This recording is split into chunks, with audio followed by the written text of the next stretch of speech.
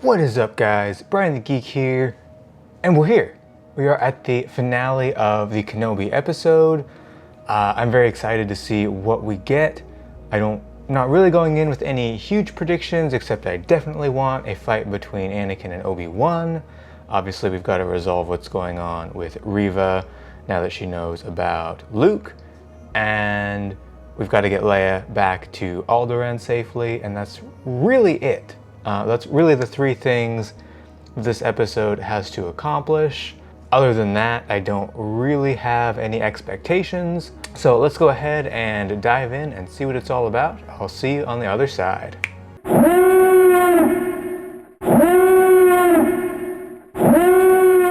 All right, so I have finished Kenobi, and I'll be honest, I finished it about 20-30 minutes ago and just kind of had to sit and think about it before I could talk about it, because there was a lot that I liked and a lot that felt weird, which is not necessarily how I felt about any of the other episodes. I think episode 1 was maybe the one that I had the least positivity to, but really enjoyed all the others. And this one, I'm not sure how I feel about it still. I'm still processing it, honestly. So I'm probably gonna, over the next few days, make a few different videos, because this one I don't necessarily feel like breaking it down the way that I do the others, because I'm just kind of thinking about it, honestly. So first, the duel between Obi-Wan and Vader, I was not actually that big of a fan of. I liked the one last week in the flashback a lot more. It felt very short. It felt, certainly compared to Revenge of the Sith, very underwhelming. The Vader losing half his helmet, he did in Rebels with Ahsoka, but it felt kind of strange. It felt way too easy for Obi-Wan just to like crunch Vader really fast, really easily. Obviously he kind of had that big character moment where he was like back, and then he was like doing crazy stuff with the Force. But yeah, I hate to say it, but it felt weird to me. It just felt kind of off, not what I was expecting, not necessarily, I expected a duel. I think it was partly because it was so rushed. It felt maybe not what I was expecting, I guess. Yeah, I'm still, I sat here for 30 minutes trying to process it, and I'm still trying to process it. But I think the big issue was kind of the split between Obi-Wan's duel with Vader and what was going on with Reva and the Lars. And I don't necessarily, I do have a few things about that, what was going on with Reva and the Lars, but my biggest problem was that it was taking away from the focus on what was going on with Obi-Wan and Vader / Anakin, and like that, to me, felt like that should have been the big emotional crux of the episode. I almost feel like maybe we should have had one more episode if we wanted to do all the Reva stuff, and maybe do all the huge Vader stuff in the penultimate episode, and then kind of wrap it up with the little Reva arc, and then have all that time that we had with Obi-Wan, kind of wrapping up the Obi-Wan story, because it all felt kind of rushed, and like things didn't have the weight that I wanted them to have. In the other episodes, to me, most stuff had the weight that it should. There was the exception of like Wade's death didn't really hold any weight, and I felt like they wanted it to. But Tala's death held weight for me. Ned B's death held weight for me. The first duel with Vader had a lot of weight to me and was like, wow. The flashbacks in episode 5 had the weight. Pretty much all episode 5 had, the really good emotional weight that we wanted it to have. Episode 2, everything in that episode had all the weight that it should have had. But yeah, it just felt like things in this episode to me did not have the weight that I wanted. And I don't know if because I knew in the back of my head that it was the finale, and that just heightens expectations. It just does. If I knew, we've got more coming next week, I might not be feeling so tough on it. But if this was the last time that Vader and Obi-Wan met before A New Hope, which I kind of in some ways hope it is. It was a little anticlimactic. Like there was no, I kind of expected, and you know, it's maybe my fault for having these expectations, but I felt like Obi-Wan was maybe going to try and turn Vader a little more. I thought there was going to be a little bit more dialogue the way that there was in episode 4 between Obi-Wan and Vader. Yeah, I felt like there was going to be some more dialogue. It was going to be a little bit more emotional maybe, but Obi-Wan just kind of got right into trying to kill Vader instead of, because I thought we were going to be building up, especially with what happened in the episode 5 flashback, that, you know, Obi-Wan was maybe going to try and reach Anakin a little bit more than he did. Obviously when he broke his helmet there was a little bit of that, but it felt less like there was less to it than I expected and felt like there should be, which was weird. Because honestly, like I've been very much defending this show on Twitter, in my videos, and I'm not saying I hate the show by any means. Remember, this is just my first thoughts. I may, when I go back and watch the show, kind of in a binge, we'll see how I feel, but kind of today it hit me really underwhelming, the duel between Obi-Wan and Vader. And on the other side, everything with Reva also felt underwhelming to me. Like I think they were both potentially really interesting, intriguing storylines, just because they tried to mash them up and really kind of not give them the adequate time they needed.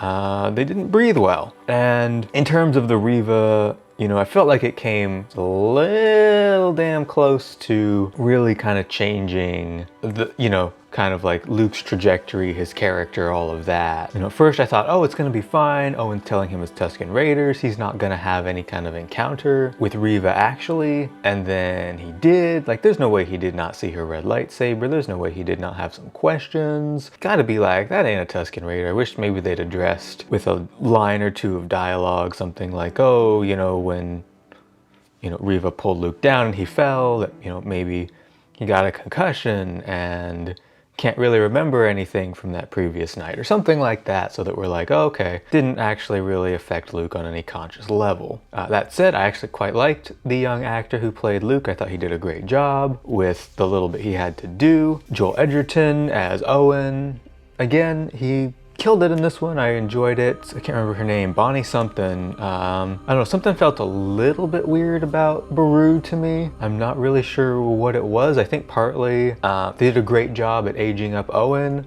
but honestly the actress almost looked too good kind of to match with Beru in A New Hope. Like I could really see like Joel Edgerton, the way that they did kind of, I don't know if it was his makeup or if he just naturally is getting gray or kind of, you know, what they did there, but it felt like a very natural transition between the Owens. I felt that less with Beru. I felt almost like she was, you know, roughly the same age as she was 20 years ago shooting Attack of the Clones, but, you know, that was just kind of my feeling on it. It was interesting because I was like, huh, that's odd. Something just feels off about that. And I definitely feel like I'm being way more nitpicky on this episode than previous episodes. But again, please remember, this is just my super initial thoughts on this. So I go in, I'm like, I want to love this show. I want to be like, this was amazing. And I absolutely, like previous episodes, love them. This one I just felt less immediately out of the gate like, holy crap, this was amazing. It's kind of like, I'm not sure. Some of it just felt odd and needs some parsing out to see if I actually like it or not. And you know, this is not necessarily a new feeling for me with Disney Star Wars. Like the first time I saw the Ahsoka episode in Mando, when she was introduced, I wasn't totally sure how I felt about it. And when I saw the finale of season 2 of Mando, it took me a while to process how I felt about it. Now, I love both those episodes. So maybe that's gonna be the same with this one. You know, when we're dealing with such big characters and big moments and stuff coming so close to canon, or, you know, messing with characters that I care so much about. In the case of Mando, you know, I'd just been binging Clone Wars and then seeing Ahsoka in live action. It was a little weird. And you know, then with the end of Mando season 2, I was really like, what's gonna happen with Grogu and Din? That's what I care about. That's what I'm worried about. So, you know, there was feelings. And so yeah, I'm not sure completely how how I felt. The Qui-Gon cameo as well. We had a pretty good idea that it was coming. It would have been really disappointing if it hadn't come. I'm not sure how I felt about it though. He looked a little off, and I don't think it's just because Liam Neeson is older. I feel like the Qui-Gon wig looked weird. And I'm not sure how I felt about that. I'll have to, again, watch it again. It was, you know, nice to see him, but it just, something felt a little bit off. And Qui-Gon wasn't in it enough for me to get used to it the way that last week with the Hayden flashbacks, it was like a little weird for the first, you know, 30 seconds, and then I got into it. But Qui-Gon was only there for about 30 seconds. So again, maybe on a rewatch, I'll be like, oh, that's wonderful. I didn't like Palpatine. The makeup was very different from either the makeup in Return of the Jedi or the makeup in the prequels. It was almost like his face was just flat and not wrinkly as much. I'm actually not even sure if it was Ian McDermott. I gotta check this out now on IMDb here real quick. Okay, it was Ian McDermott. Very interesting, but he seemed so different. He also looked very different than like Rise of Skywalker, but that's expected because he was, you know, he'd been through some crap. But it did. It felt really, really different to me than previous incarnations of Palpatine. And I don't know if it's just because, you know, Ian's getting a little older or something, but the performance felt very different. That's why I wasn't sure if it was Ian. Like in Return of the Jedi, obviously you can tell because that's the original, but prequels you can tell. And even in Rise of Skywalker, you could really tell, but I didn't feel the performance as near as much as I did in the others in this, which was disappointing because at first when I saw like the back of the hologram of the Emperor, I'm like, oh snap. But I just didn't feel it as much. And I don't know if it was a budget thing, if Ian's getting a little older and maybe didn't have the same energy to bring to the performance, if they didn't have as much time to shoot it, if, you know, the new makeup just was throwing me. I don't know. But yeah, I hate to sound so freaking negative. Let's talk about some things that I did really like. I did really like everything between Obi-Wan and Leia. I thought that their chemistry has really been the highlight of the show, and just so good. That really has brought kind of the emotional core for me of the show. And so everything with them before Obi-Wan went to face Vader, really good. It really got the tension built. It got me hyped for the fight that maybe didn't quite live up to the expectations, but got me really hyped for that. You know, him giving her the belt, all that, really nice touches. And then I thought, okay, that's gonna be the last time that he sees her. But when he came to Alderaan, kind of after everything had happened with Reva, that was really touching, really nice. That was kind of up to that point. You know, I was starting to be like, I'm feeling really, really negative on this episode, but that kind of boosted it back up for me. That interaction, his interaction with Bale, Jimmy Smits freaking killed it this entire season, every scene he's been in. And yeah, Obi-Wan's interactions with young Leia, I liked him, you know, telling her a little bit without telling her about Anakin and Padme, telling her about Anakin and Padme. I really liked the line where Obi-Wan told Leia, like, hey, if you send me a message, if you need my help, reach out, but don't be too personal with it because that could be really dangerous. And that really helped kind of fill in that gap that people have been complaining about, well, this ruins, you know, Leia's message to Obi-Wan in A New Hope, and it doesn't make any sense. You know, actually people were quite right, you know, who theorized that, hey, this is just because it's a more diplomatic mission, a more diplomatic message. So yeah, so absolutely, that works, that makes sense for me. I'm cool with that, that's a great explanation. So everything with Obi-Wan and Leia, I really liked. I thought it was all very touching, emotional, and again, really the heart of the show. So I really like the mix-in of little bits of original trilogy music. You know, we got bits of the theme that was used when Lando and Leia and Chewie were trying to rescue Luke from under Cloud City, and all of that great stuff. We got Imperial March. I think we got a few other little tracks as well. So, you know, there was a lot of good stuff there. Some of it felt maybe a little too forced. I do wish for the Obi-Wan Anakin duel that we'd gotten some of that Revenge of the Sith music. I think that could have been really, really cool. I don't know what planet they were on. Again, the environment maybe felt a little underwhelming. Some of the promotional art made it look like they were going back to Mustafar. I know that was kind of theorized that they were going to be on Mustafar, theorized that they were maybe going to be on Vader's Star Destroyer, but they're just kind of, again, in kind of a quarry kind of place. I didn't know if it was supposed to be Malachor or kind of where it was supposed to be at, but it really reminded me of kind of like those like boss arenas that you have in video games where yeah, it's just like you got a boss and you're in this little arena and it's very self-contained. There's nothing else there. So yeah, gosh, I hate that I'm sounding so negative. I do not want to be one of those channels where people are just like ragging on stuff just to rag on it. But these, yeah, are kind of my initial thoughts. My initial thoughts are feeling less positive than I want. Like even episode 4 of the show, a lot of people hated on. I freaking love that episode. Leia hiding under Obi-Wan's coat. That was cheese, man. That was ultimate cheese. But it was cool.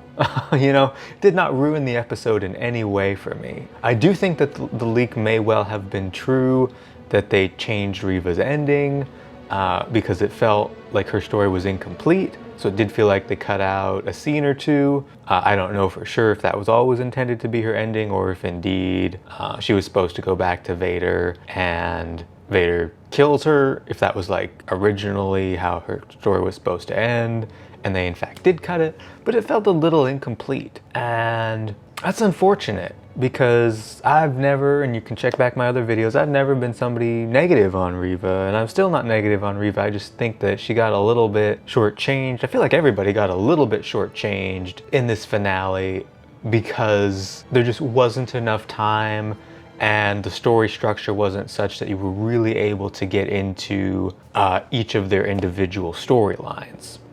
It would have worked, and this is how honestly I thought it was going to go, is that we were going to get Obi-Wan versus Vader first half of, or 2/3, whatever, of the episode, and then we were going to get the Reva stuff to kind of wrap it up. And I think that structure would have worked better because it was a little jarring going back and forth between Obi-Wan and Reva. Like I talked about earlier, I'm kind of starting to circle back on my thoughts. So I'm gonna leave it here, guys. This is just my very, very initial thoughts on the episode after having just watched it. Again, don't take this as my end-all be-all view. I am definitely neither loving or hating this episode. I'm just not sure how I feel about this episode, and kind of once I've had a little more time to process it, I'll try and give a little bit more of a coherent breakdown, hopefully in the next few days, depending on how busy my work is, and then break down some other fun stuff like my favorite 5 moments, my least favorite 5 moments, favorite characters, least favorite characters, all that stuff in a lot of other fun videos. So let me know what your thoughts are on the finale of Kenobi. I would love to hear them, and I'll catch you very soon.